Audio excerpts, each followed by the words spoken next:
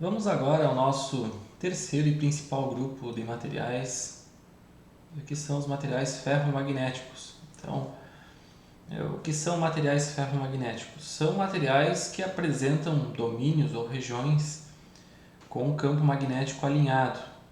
Seria o equivalente ao paramagnetismo, mas muito mais, um efeito muito mais forte, né?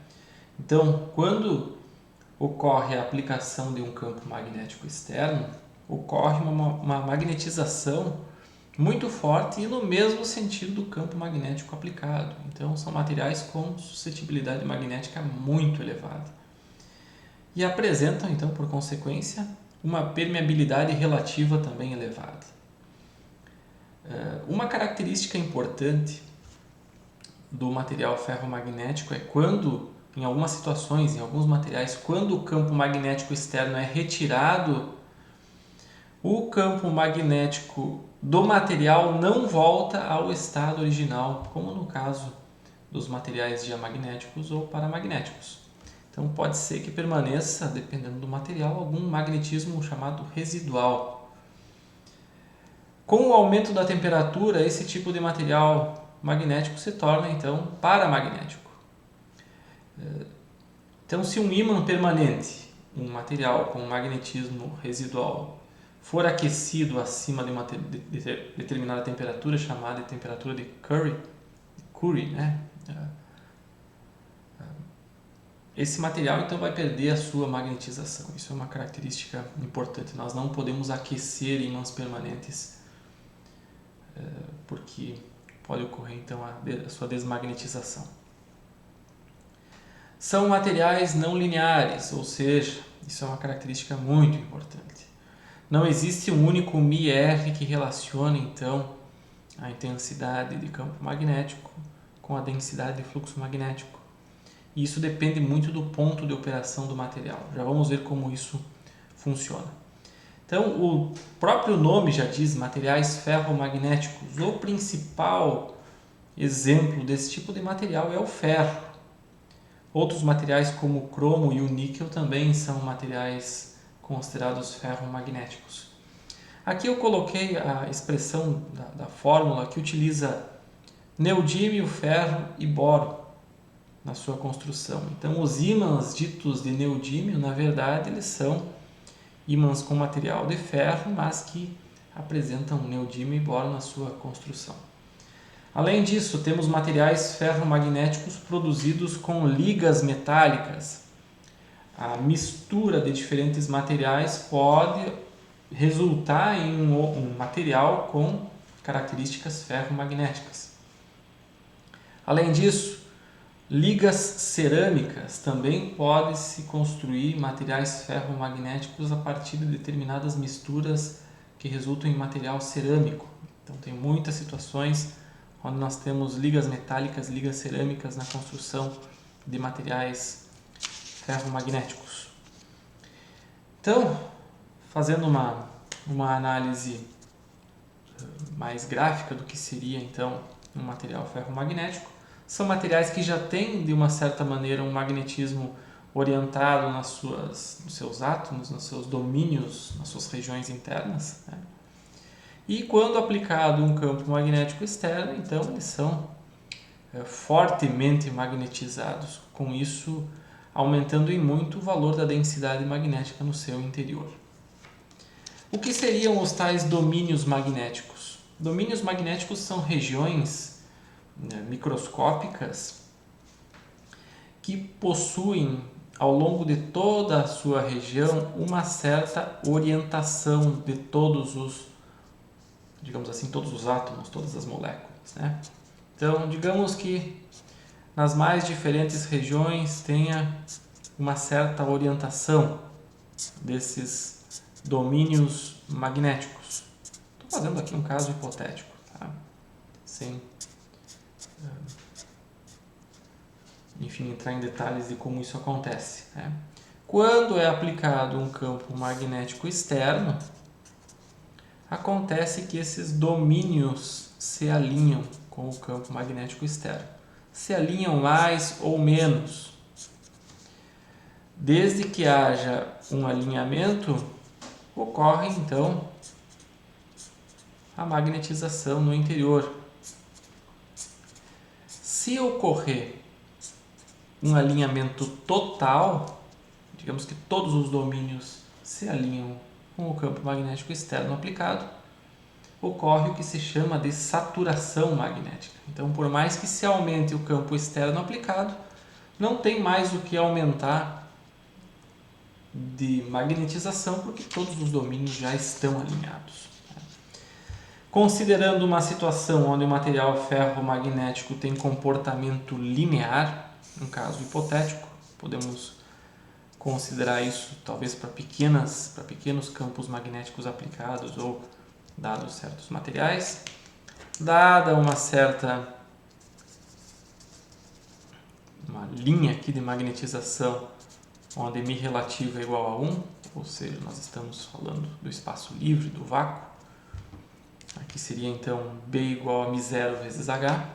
O material ferromagnético, como ele tem permeabilidade relativa elevada, eu vou exagerar aqui, mas ele é um material que teria, digamos, essa curva aqui, onde μ relativo é um número muito maior do que 1. Então aqui é ferromagnetismo. Então essa seria uma curva, no caso uma curva linear, que relaciona B e H, com μ relativo muito maior do que 1, então nós temos uma maior inclinação dessa curva. Se vocês compararem com os materiais diamagnéticos, os materiais diamagnéticos estão abaixo dessa linha, os materiais paramagnéticos logo acima e os materiais ferromagnéticos então muito acima, com uma inclinação muito maior. Acontece que esses materiais não têm um comportamento linear. Então, o que acontece na prática? Temos algumas situações interessantes e uma delas está relacionada ao que se chama de curva de histerese ou a curva de operação de um material ferromagnético típico. Começamos com a ausência de magnetismo residual e, por sua vez, também uma ausência de campo magnético externo. Estamos aqui na origem, o material está nesse ponto. Quando começamos a aumentar o campo magnético externo, por exemplo, através da aplicação de uma intensidade de campo magnético H, começa a haver também um aumento da densidade de fluxo magnético no interior do material. Mas esse comportamento não é linear, esse comportamento segue uma determinada trajetória, que é uma curva de magnetização inicial.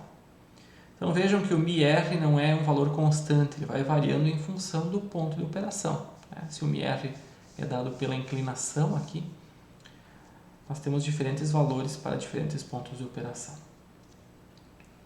Acontece que quando o material vai se magnetizando e todos os domínios magnéticos se alinham com o campo magnético externo, se chega a um ponto de saturação magnética. A partir de um determinado ponto, de uma determinada intensidade de campo magnético, não adianta mais aumentar o campo, porque a densidade de fluxo chega num valor máximo. Então, cada material terá o seu B máximo aqui, vai definir então a saturação. O fenômeno que ocorre no retorno, ou seja, na redução do campo magnético externo, resulta em uma desmagnetização, mas que não segue a trajetória inicial, que segue um outro caminho. E esse caminho vai levar a um ponto de magnetismo residual, ou seja, quando nós cessamos a corrente externa, existe um ponto aqui que é um magnetismo remanescente. Esse R trata então de uma densidade de fluxo remanescente. Um material que fica com magnetismo residual ou remanescente é um material que se torna um ímã permanente nesse ponto aqui. Então nós retiramos o campo magnético externo e o material continuou magnetizado. Esse é o resultado. O que se faz para desmagnetizar completamente o material? É necessária a aplicação de um campo magnético contrário ao inicial. E esse campo chamado campo coercitivo é uma medida do campo necessário para se desmagnetizar completamente um material ferromagnético não linear. Numa situação, por exemplo, de desmagnetização, é necessária então a aplicação de um campo contrário. Se continuarmos aplicando um campo contrário, chegamos a um ponto de saturação, só que agora no outro sentido. E assim nós teremos então uma operação desse material em corrente e, consequentemente, campo magnético externo alternados, produzindo uma curva de B que não é linear. Quais as implicações disso? Bom, isso tem um nome, isso se chama de laço de histerese. E a implicação disso é que a área produzida por esse laço de histerese está relacionada com perdas de energia na operação desse material. Então, digamos que foi construído um motor, um transformador, um indutor com um material que produz esse laço de histerese. Para cada ciclo, nós temos uma área sendo percorrida, sendo varrida, e essa área implica em perdas de energia. De que forma isso se caracteriza? Na forma de calor. Então o material magnético vai aquecer, ele vai esquentar ao longo da sua operação, nessa operação alternada. Mas o material não opera em corrente alternada, ele opera num determinado ponto. Se esse ponto for fixo, não havendo variação de B e H, nós temos então uma perda nula. Se essa operação for pequena e ocorre, por exemplo, aqui no primeiro quadrante, supondo uma situação de um indutor operando em um conversor estático, por exemplo, conversor rebaixador, conversor elevador em modo de condução contínua, seria um caso, por exemplo, de um laço de histerese menor, né? Mas mesmo assim há uma perda de energia associada a esse tipo de material. Então nós temos uma situação aqui que é intermediária e nós podemos definir dois extremos ou duas situações bem típicas de materiais ferromagnéticos. Os materiais magnéticos chamados moles ou soft e os materiais ferromagnéticos duros ou hard. Quais as diferenças principais entre esses dois materiais magnéticos? Vamos traçar aqui as curvas BH para esses dois materiais para entendermos melhor o significado.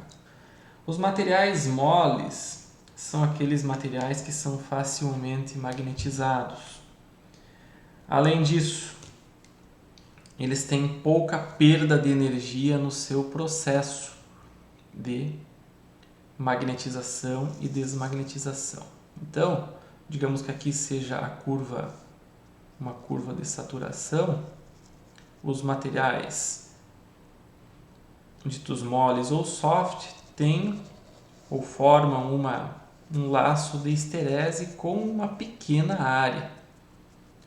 Então, dado um B máximo e um H máximos,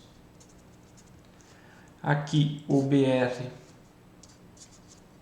é pequeno e essa força coercitiva ou necessária para desmagnetizar completamente esse material, que é o HC, podemos considerar aqui também, HC pequeno. E também vou colocar aqui a área do laço também é pequena. Em que situação nós utilizamos esse tipo de material? Esse material soft, o mole. Esses materiais são utilizados no projeto de transformadores, de motores, de indutores, situações onde nós queremos que o material seja totalmente desmagnetizado quando cessa a corrente.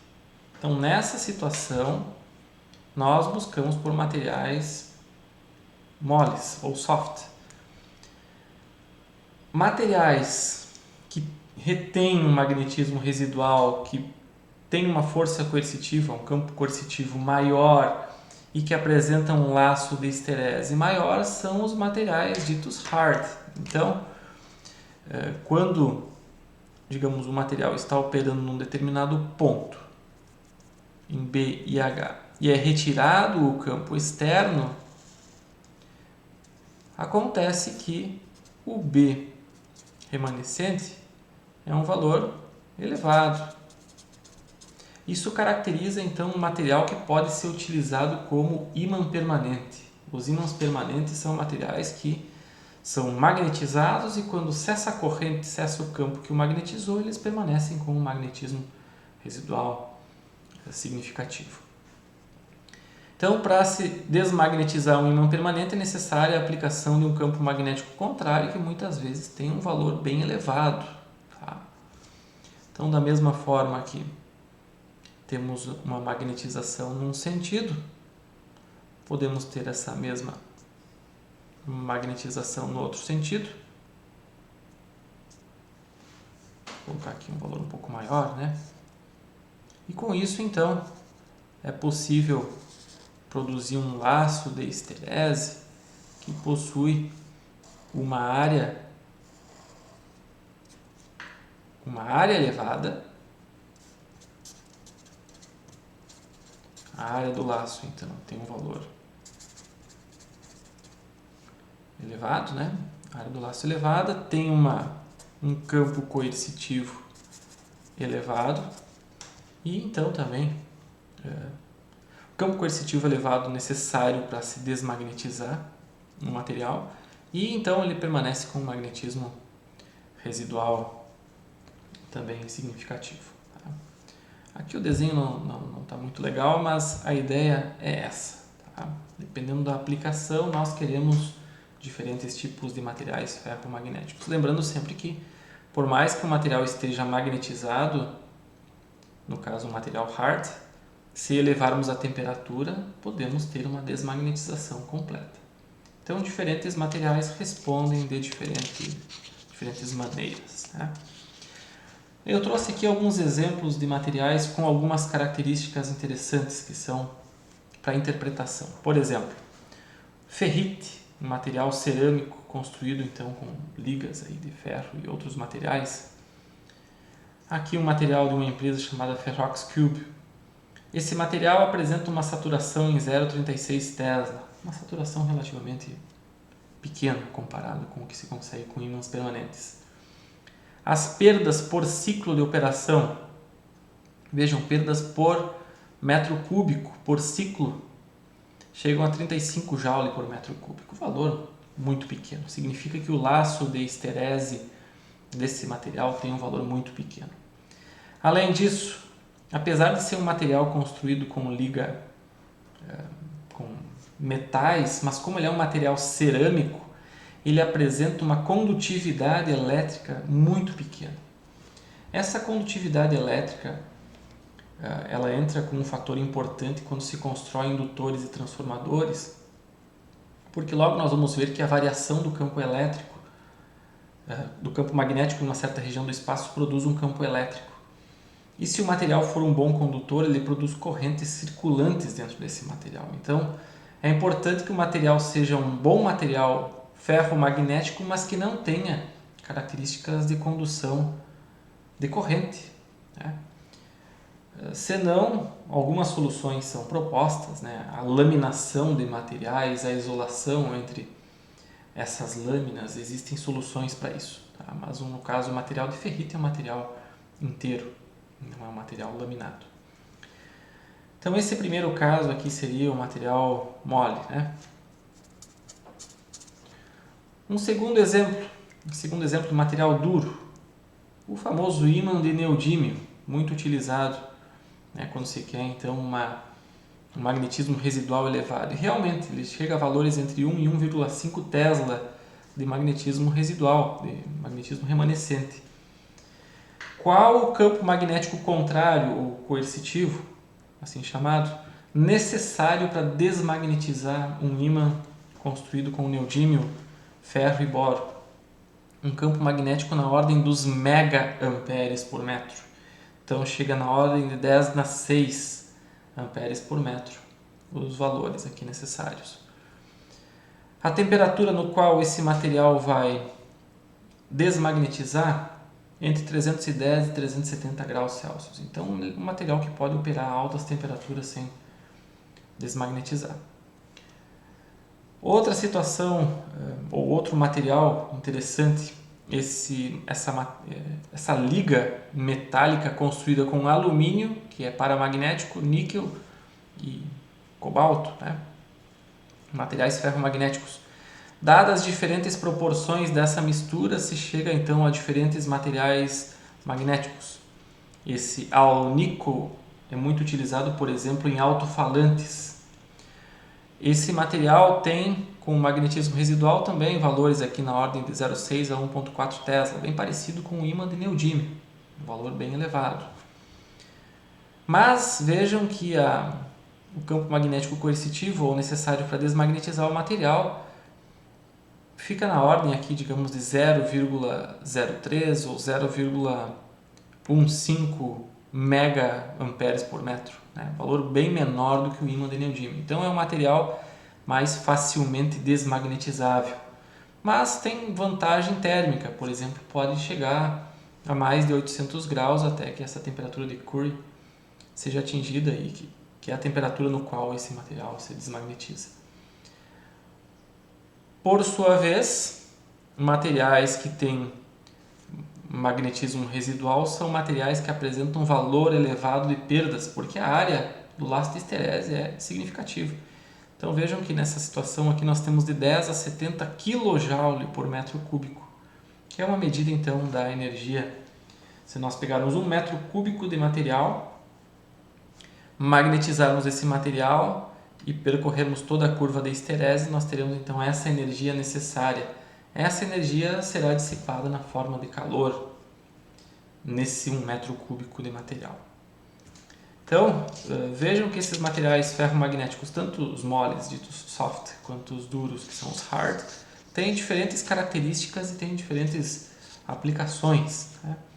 Dentre essas aplicações, principalmente os materiais ditos moles ou soft, são os indutores, transformadores e motores elétricos. Aqui tem alguns exemplos então de indutores de bobinas, transformadores, né?